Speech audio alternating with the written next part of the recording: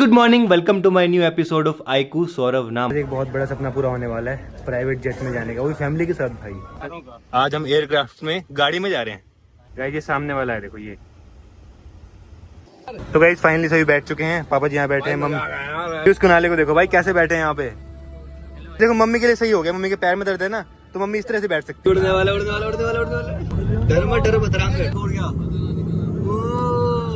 Ticket है ना भाई, 15-20 लाख की एक टिकट है सिर्फ एक साइड की। आ चुका है हमारा देखो 35 मिलियन का केक।